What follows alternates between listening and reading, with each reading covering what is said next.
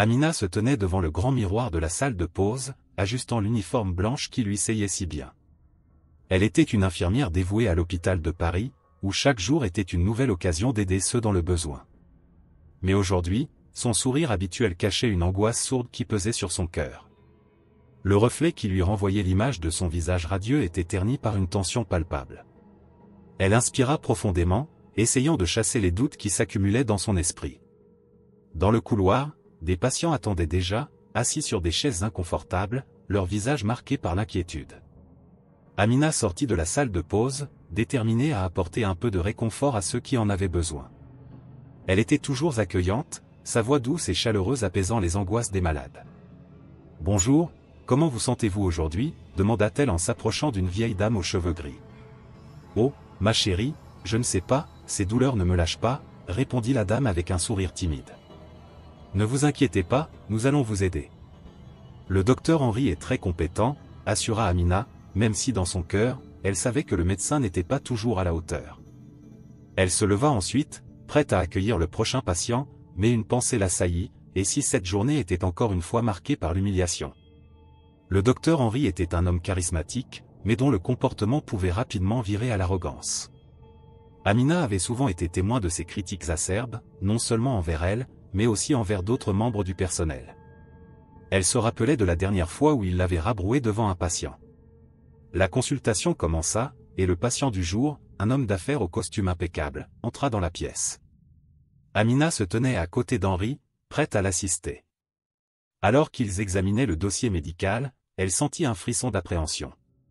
Henri feuilleta les pages avec une impatience évidente, son expression se durcissant à mesure qu'il parcourait les informations.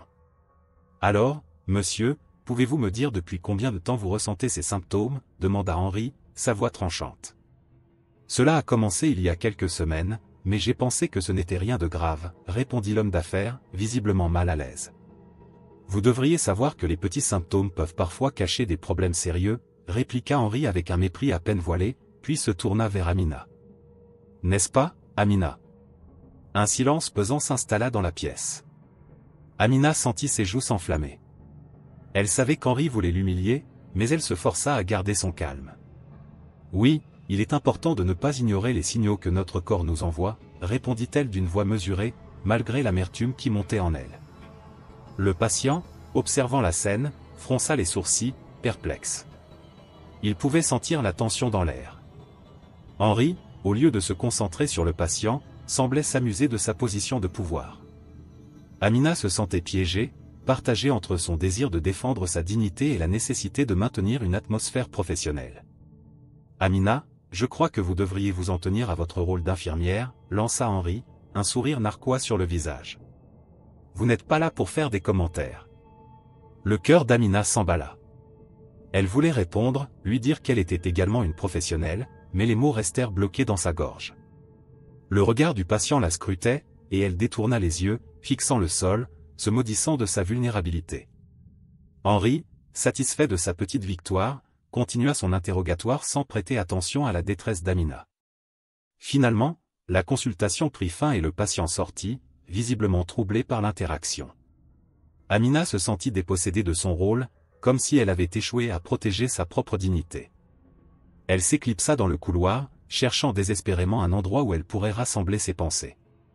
Dans la salle de repos, elle trouva ses collègues, qui discutaient de leur journée. Dès qu'ils la virent entrer, une atmosphère de soutien se mit en place. « Amina, ça va ?» demanda Sarah, une infirmière au sourire contagieux. Amina hocha la tête, mais son regard trahit son malaise. « Je ne sais pas comment gérer cela » avoua-t-elle, s'asseyant sur une chaise, le poids de la honte sur ses épaules. « Henri est insupportable, tu le sais. »« Il ne devrait pas te traiter comme ça » intervint Lucas, un infirmier qui avait souvent été témoin des abus de pouvoir d'Henri. « Mais que puis-je faire » s'interrogea Amina, la voix tremblante. « J'aime mon travail, et je ne veux pas le perdre à cause de ses caprices. »« Tu ne devrais pas avoir à supporter ça, Amina. Tu es une excellente infirmière, et tout le monde le sait. »« Ne laisse pas Henri te rabaisser » lui conseilla Sarah avec fermeté. Amina les remercia avec un sourire, mais au fond d'elle, elle savait qu'elle se heurtait à un mur. Sa peur d'être mise de côté, de perdre son emploi, pesait lourdement sur elle. Je ne sais pas si je peux continuer à accepter cela. J'ai l'impression que je ne fais que subir, murmura-t-elle, la voix à peine audible. Tu n'es pas seul. Nous sommes tous là pour te soutenir, affirma Lucas, posant une main réconfortante sur son épaule. Amina se sentit un peu apaisée, mais les pensées tourbillonnantes dans son esprit ne disparaissaient pas. Elle devait prendre une décision. Devait-elle continuer à encaisser les humiliations d'Henri, ou trouver le courage de se battre pour elle-même et pour les autres? L'hôpital, qui devrait être un lieu de guérison, était devenu un champ de bataille pour sa dignité. Alors que ses collègues parlaient de leur prochaine tâche, Amina resta silencieuse, perdue dans ses réflexions. Elle savait que la route devant elle serait semée d'embûches, mais quelque chose en elle commençait à changer. Peut-être que, juste peut-être, elle pouvait trouver la force de se lever contre l'injustice. Amina se tenait dans le couloir de l'hôpital, son cœur battant la chamade. Le lendemain de l'humiliation subie, elle avait décidé de confronter le docteur Henri. Elle avait passé la nuit à tourner et retourner ses mots dans son esprit, cherchant la meilleure façon d'aborder le sujet. Elle ne voulait plus être la cible de ses sarcasmes. Avec une détermination nouvelle, elle se dirigea vers le bureau du médecin. Les murs étaient peints d'un blanc stérile, et l'odeur désinfectante de l'hôpital flottait dans l'air. Chaque pas qu'elle faisait résonnait comme un tambour, mais Amina savait qu'elle devait agir. Elle aperçut enfin Henri, penché sur un dossier, entouré de son air autoritaire habituel. Il leva les yeux, ses lunettes glissant sur son nez aquilin. « Amina, je suis occupé », lança-t-il d'un ton condescendant, sans même prendre la peine de cacher son irritation. « Docteur Henri, j'aimerais vous parler », répondit-elle d'une voix ferme, mais calme. « Il est important que nous ayons une discussion à propos de ce qui s'est passé hier. » Henri soupira, se redressant légèrement dans son siège. « Écoutez, Amina.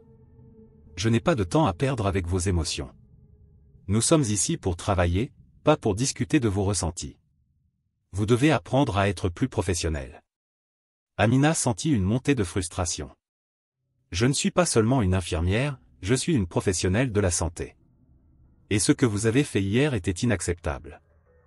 J'ai le droit d'être respecté, tout comme vous. » Henri la fixa, un sourire moqueur se dessinant sur ses lèvres. « Oh, je vois. Vous êtes trop émotive.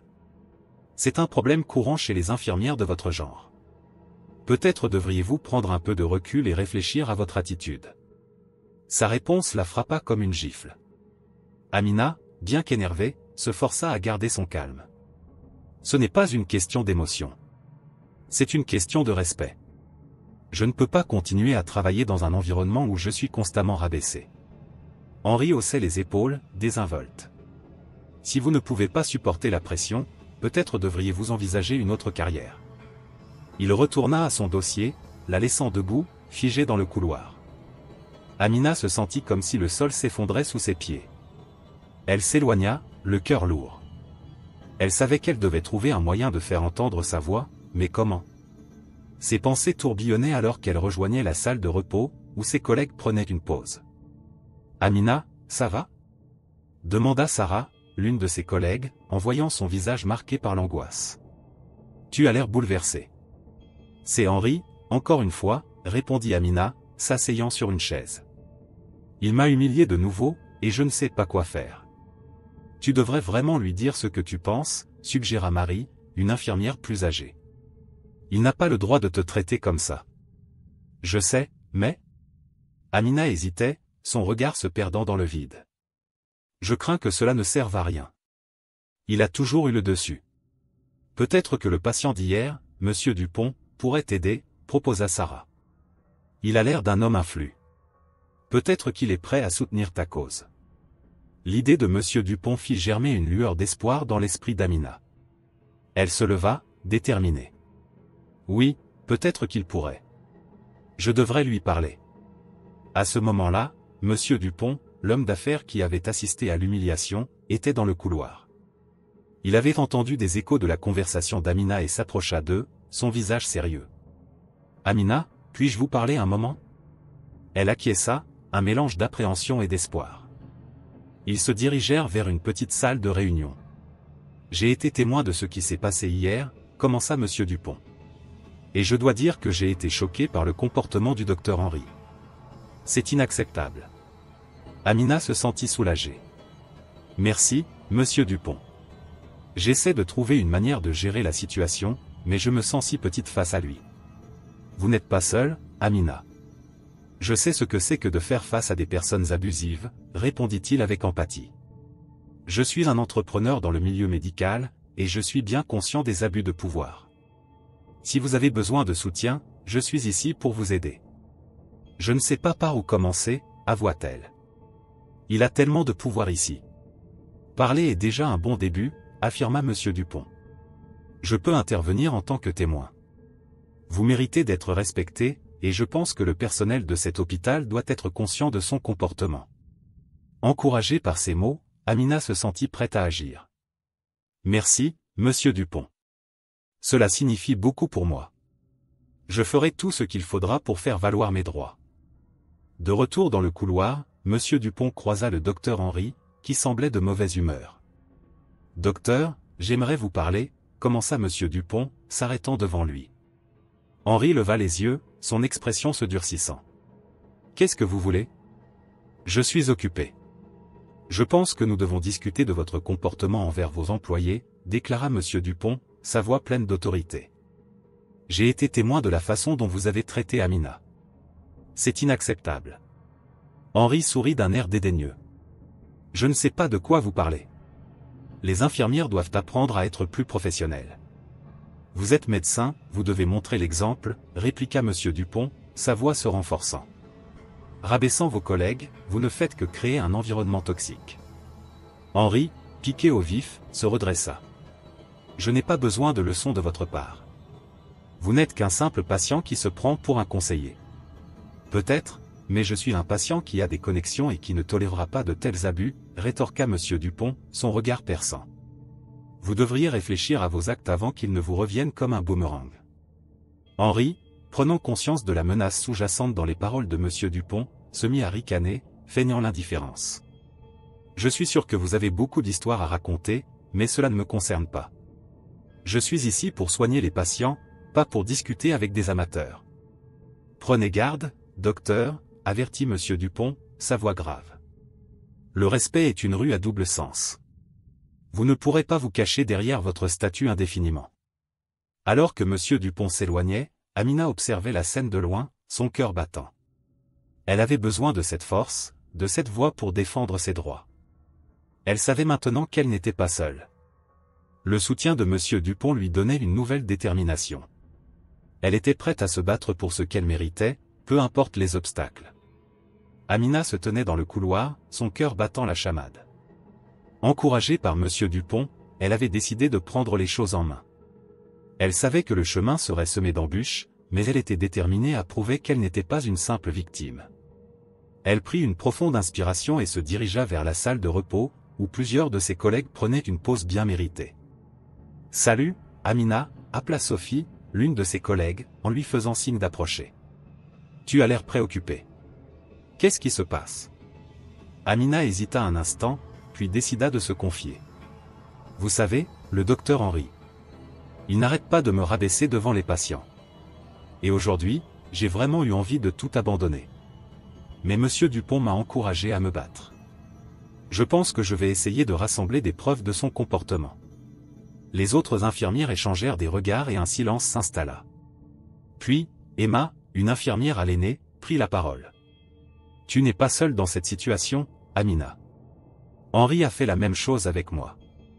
Chaque fois que je fais une erreur, même minime, il me fait sentir comme si j'étais la pire des professionnels. Et moi, il m'a humilié plusieurs fois devant des patients, ajouta Clara, une autre infirmière. C'est honteux. » Amina sentit une vague d'encouragement l'envahir. « Alors, vous êtes d'accord pour que nous parlions à d'autres collègues? Peut-être que nous pourrions rassembler des témoignages. » Absolument, répondit Sophie avec enthousiasme. Nous devons faire quelque chose avant qu'ils ne s'en prennent à quelqu'un d'autre. Le groupe commença à discuter des moyens de rassembler des preuves. Elles se mirent à l'œuvre, notant les incidents qu'elles avaient vécus, les dates et les détails. Amina se sentit revigorée. Elle savait que chaque mot qu'elles écriraient serait une pierre de plus dans la fondation de leur lutte contre les abus de pouvoir de Henri. Pendant ce temps, dans son bureau, le docteur Henri observait la situation avec une inquiétude grandissante. Il avait remarqué que M. Dupont, le patient qu'il avait méprisé, avait eu des conversations avec Amina et les autres infirmières. Cela ne lui plaisait guère. Henri, conscient que sa réputation était en jeu, décida d'agir rapidement. « Je ne peux pas laisser cette infirmière me discréditer », murmura-t-il pour lui-même, ses doigts tapotant nerveusement sur son bureau. Il prit son téléphone et composa le numéro de l'administration de l'hôpital. « Bonjour, c'est le docteur Henri. J'aimerais signaler un problème avec l'une de mes infirmières. Amina, je crois. Elle ne suit pas les protocoles appropriés et je crains qu'elle mette en danger nos patients. » Sa voix était mielleuse, comme s'il cherchait à dissimuler sa véritable intention. L'administrateur, un homme d'âge mûr, l'écouta attentivement. « Je comprends, docteur. Nous allons examiner la situation. Mais vous devez savoir que nous avons également reçu des plaintes concernant votre comportement. » Henri blêmit. « Des plaintes ? C'est absurde. Je suis un professionnel. Amina est simplement émotive. Je vais devoir en discuter avec la direction, répondit l'administrateur avant de mettre fin à l'appel. Henri, en colère, se leva de sa chaise et commença à faire les 100 pas dans son bureau.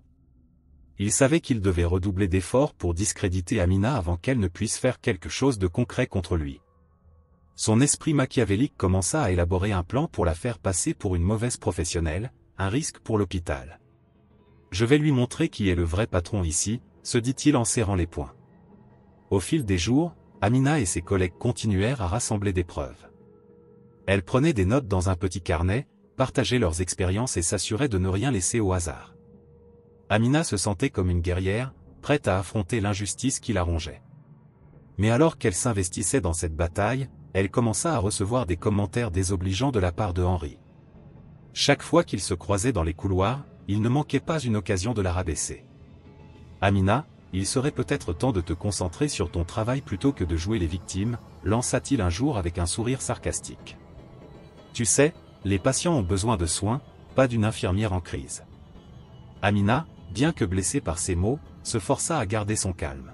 « Je fais de mon mieux, docteur. Mais je pense que les patients méritent aussi un environnement respectueux. » Henri éclata de rire, comme si la remarque était la plus ridicule qu'il ait jamais entendue. « Respectueux ? Dans un hôpital ? Tu es vraiment naïve, Amina. La vie est dure, et tu dois apprendre à t'y faire. » L'infirmière se détourna, mais pas avant d'apercevoir M. Dupont dans le couloir. Il avait assisté à la scène, et son visage se transforma en un masque de colère. « Docteur Henri, » interpella-t-il, avançant avec détermination. « Je suis désolé, mais je ne peux pas rester silencieux. Votre comportement envers Amina est inacceptable. » Henri, surpris, tenta de cacher son irritation derrière un sourire forcé. « Monsieur Dupont, je vous remercie pour votre intérêt, mais cela ne vous regarde pas, cela me regarde, car Amina mérite mieux que cela. Si vous continuez à l'humilier, je n'hésiterai pas à le signaler aux autorités compétentes. » Henri, piqué au vif, se contenta de hausser les épaules. « Vous ne comprenez pas la dynamique de cet hôpital, monsieur. Amina doit apprendre à se comporter professionnellement. » Monsieur Dupont secoua la tête, déçu par l'arrogance d'Henri. « Vous avez tort de croire que vous pouvez continuer à agir ainsi sans conséquence. Je vais parler à d'autres patients et au personnel. » Amina observa la confrontation avec admiration.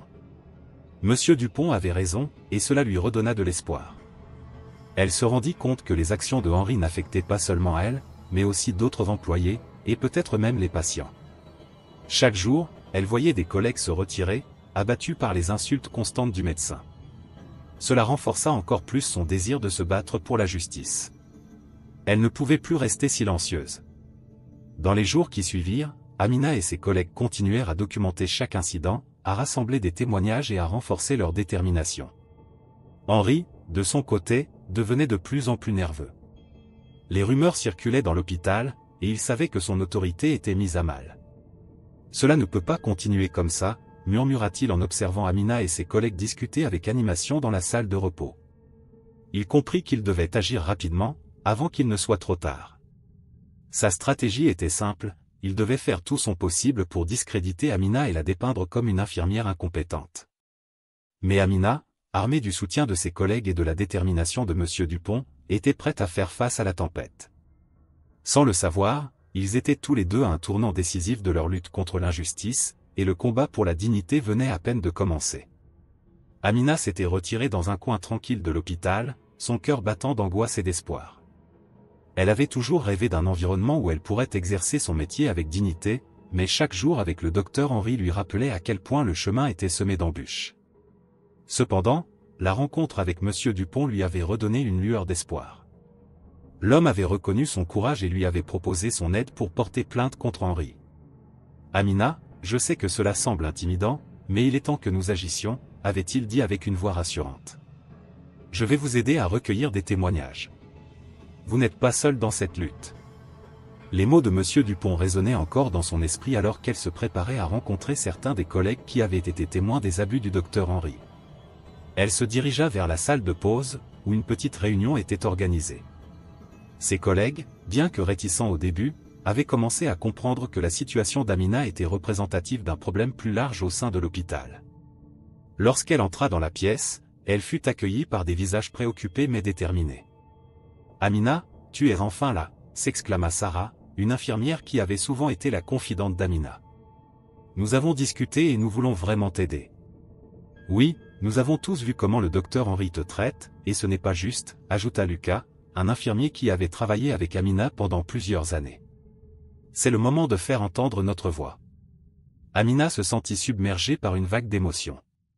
Elle avait souvent cru qu'elle devait se battre seule, mais maintenant, elle réalisait qu'elle avait une équipe prête à l'épauler. « Merci à tous, » dit-elle, sa voix tremblante d'émotion. « Je sais que cela ne sera pas facile, mais avec votre soutien, je crois que nous pouvons vraiment faire la différence. » La réunion se poursuivit, chacun partageant ses expériences avec Henry. Les témoignages s'accumulaient, peignant un tableau sombre des abus de pouvoir et de l'intimidation. Chaque récit renforçait la détermination d'Amina à aller de l'avant. Ensemble, ils commencèrent à rassembler des preuves, des témoignages écrits et des notes qui pourraient soutenir leur plainte. Dans les jours qui suivirent, Monsieur Dupont et Amina travaillèrent côte à côte. Ils l'encourageaient à documenter chaque incident, chaque humiliation, chaque moment où Henry avait abusé de son autorité. Ils passèrent des heures à se rencontrer après le travail, assis dans un café tranquille, révisant les notes et discutant des stratégies. « Tu sais, Amina, chaque grande bataille commence par des petites victoires, » lui avait dit Monsieur Dupont en regardant par la fenêtre. « Ce que tu fais ici est important. Non seulement pour toi, mais pour toutes les personnes qui se sont tues pendant trop longtemps. » Cependant, alors qu'Amina s'enfonçait dans cette quête de justice, Henry ne restait pas inactif. Informé par des rumeurs de ce qui se tramait dans les couloirs de l'hôpital, il commença à intensifier ses attaques.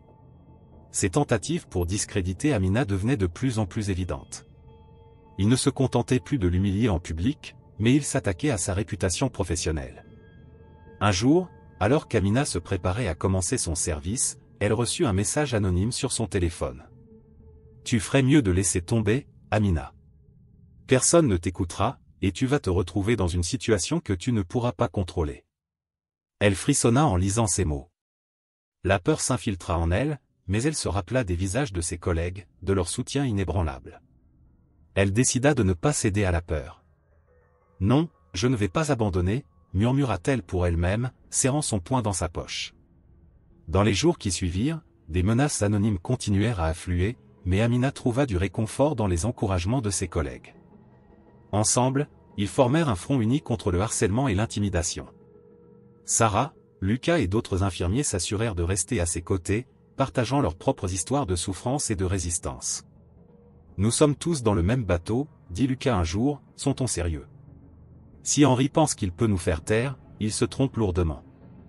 Nous n'allons pas le laisser nous intimider. » Amina, touchée par leur solidarité, se sentit revigorée. Son objectif était désormais clair, elle ne luttait pas seulement pour elle-même, mais pour tous ceux qui avaient souffert en silence. Elle commença à se concentrer sur la collecte de preuves, s'assurant que chaque témoignage soit enregistré et documenté. Mais Henry, conscient de la menace qu'Amina et Monsieur Dupont représentaient, n'avait pas l'intention de se laisser faire. Il intensifia son jeu d'intimidation, cherchant à semer le doute et la peur. Amina se retrouva bientôt confrontée à des situations de plus en plus difficiles, où chaque regard, chaque murmure dans les couloirs de l'hôpital semblait peser sur ses épaules. Un soir, alors qu'elle quittait l'hôpital, Amina aperçut Henry au bout du couloir. Il la regarda avec un sourire sarcastique, et elle sentit son cœur s'accélérer. Alors, Amina, toujours en train de jouer la victime, lança-t-il, sa voix empreinte de mépris. Ce n'est pas une question de victimisation, docteur, répliqua-t-elle, tentant de garder sa voix ferme. C'est une question de justice. Henri éclata de rire, un son froid et dénué de chaleur.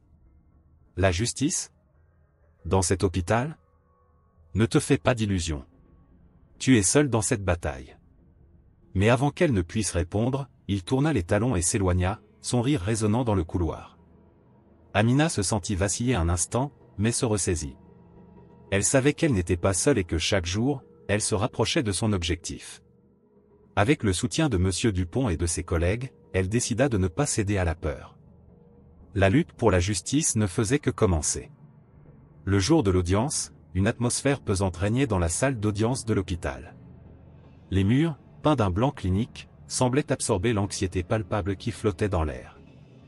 Amina, vêtue de son uniforme d'infirmière, était assise à une table, entourée de témoins et de quelques collègues solidaires. Son cœur battait la chamade, mais elle restait déterminée. Elle avait rassemblé des témoignages et des preuves pour faire face à son supérieur, le docteur Henri, qui se tenait de l'autre côté, les bras croisés, affichant un sourire condescendant. « Regardez-moi ces amateurs », murmura-t-il à voix basse à un de ses avocats, sans se soucier que les mots puissent être entendus. Amina leva les yeux, croisant son regard, et un frisson de défi parcourut son échine. Elle savait que cette journée allait changer le cours de sa vie et celle de ses collègues, mais l'arrogance de Henri la mettait en colère. Le juge, une femme d'âge mûr à l'air sérieux, entra dans la salle, et tout le monde se leva. « Prenez place », ordonna-t-elle d'une voix ferme. Une fois assise, elle observa les deux parties avant de se tourner vers Amina. « Vous avez la parole. » Amina se leva lentement, le cœur battant, mais sa voix demeura claire et forte. « Votre honneur, je suis ici aujourd'hui pour témoigner des abus et du harcèlement que j'ai subis de la part du docteur Henri, commença-t-elle, en évitant de regarder directement son supérieur.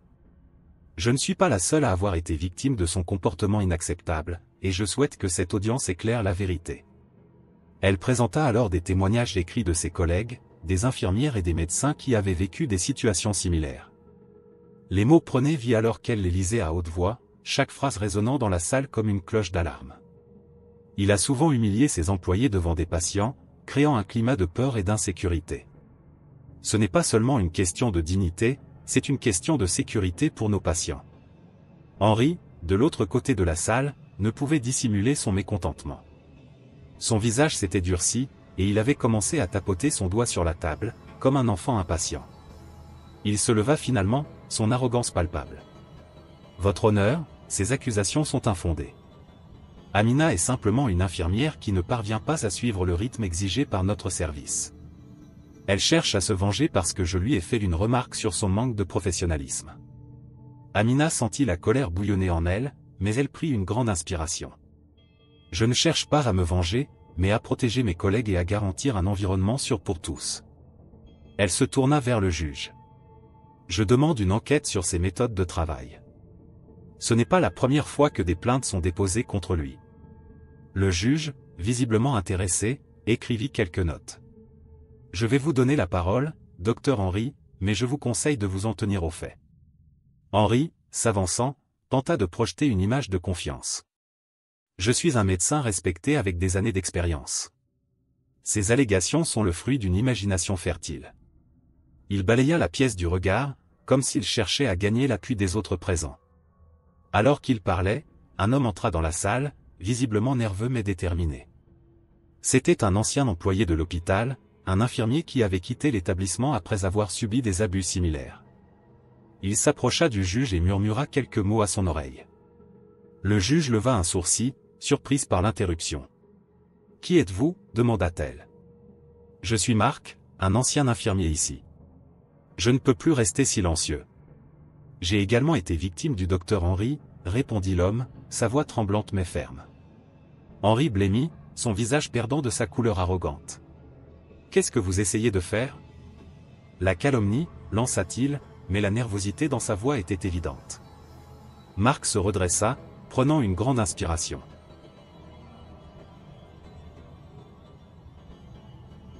« Non, je ne calomnie personne. J'ai vu ce qu'il a fait à Amina et à d'autres, et je ne peux pas rester là sans dire la vérité. Il m'a humilié devant mes collègues, il a laissé des patients sans soins parce qu'il ne voulait pas que je sois impliqué, expliqua-t-il, sa voix prenant de l'assurance. L'assemblée écoutait attentivement, et le juge hocha la tête, attentive à son récit. « Pouvez-vous donner des exemples précis ?» demanda-t-elle. « Oui, bien sûr. Un jour, un patient a eu besoin d'une assistance urgente, et au lieu de m'écouter, il a décidé de me rabaisser devant tout le monde, disant que je n'étais pas qualifié pour le travail, » continua Marc. Cela a eu des conséquences sur la prise en charge du patient. Henri, désormais acculé, balaya la pièce du regard, cherchant désespérément des alliés.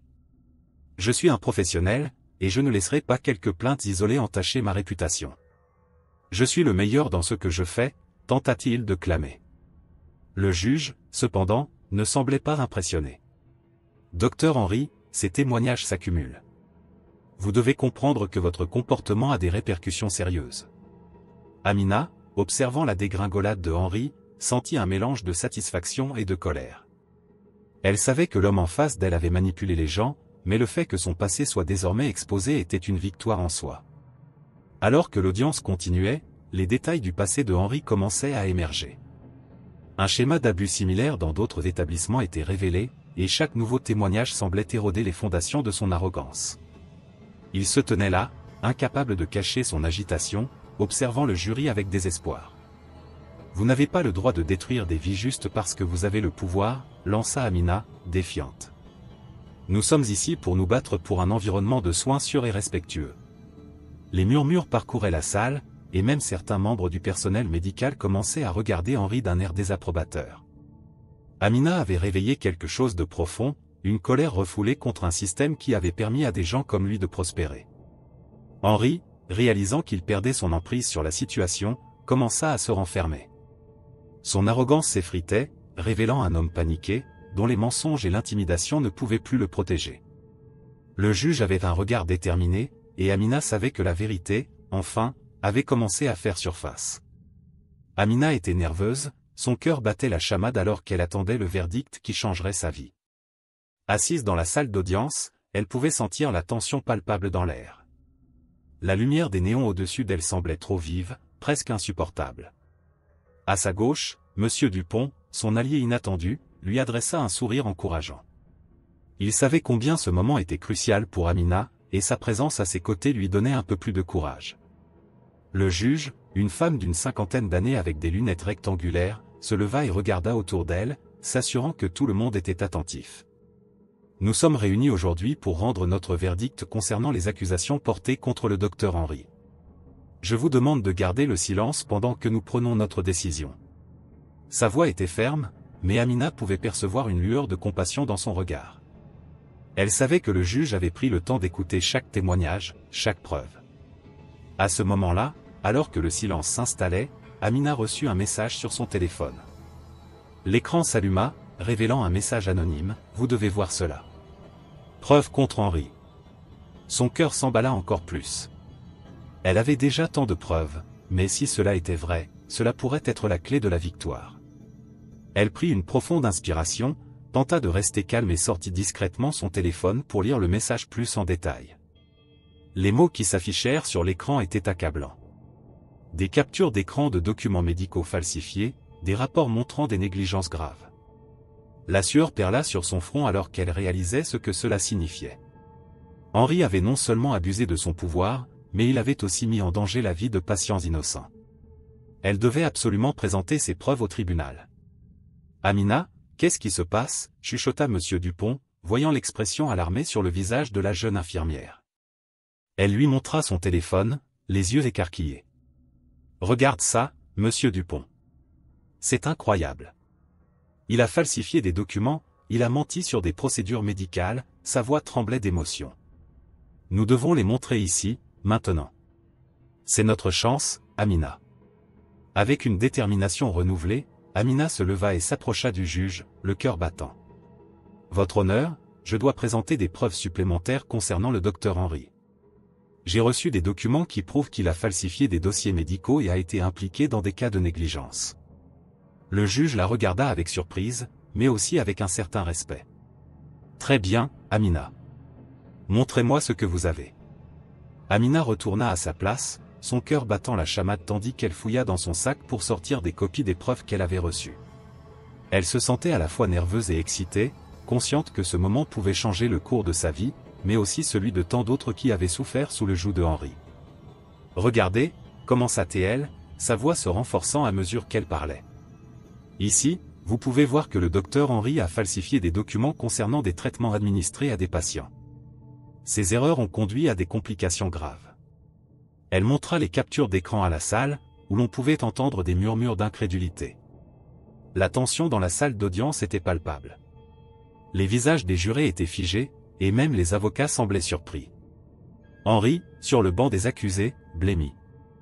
Amina pouvait voir la colère et la peur se mélanger sur son visage. Il savait qu'il était pris au piège. « C'est un faux » cria-t-il, sa voix tremblante. « Ces documents sont manipulés, je n'ai rien fait de mal. »« Ce ne sont pas que des documents » répliqua Amina, prenant confiance en elle. « Ce sont des preuves tangibles de votre malversation. Vous avez mis en danger des vies pour votre propre profit. » Le juge leva la main pour ramener le calme. « Silence, s'il vous plaît. Nous allons examiner ces documents. » Elle prit les copies d'Amina et les passa aux jurés, qui se penchèrent pour les examiner de plus près. Amina pouvait sentir son cœur s'emballer alors qu'elle observait les jurés murmurer entre eux. Monsieur Dupont, à ses côtés, lui murmura, « Tu as fait ce qu'il fallait, Amina. Peu importe le résultat, tu as eu le courage de te battre. » Mais Amina ne pouvait pas s'empêcher de penser à toutes les injustices qu'elle avait subies, à la façon dont Henri l'avait humiliée devant tant de gens. Elle avait peut-être enfin une chance de réparer tout cela. La salle était en émoi. Les murmures se transformèrent en discussions animées et le juge dut frapper son marteau pour rétablir le calme. « Je vais donner à chacun le temps de réfléchir aux nouvelles preuves présentées aujourd'hui.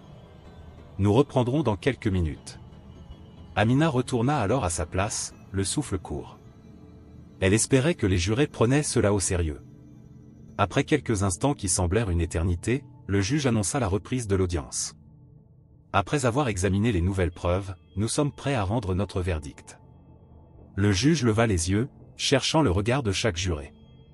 Que le jury se retire pour délibérer.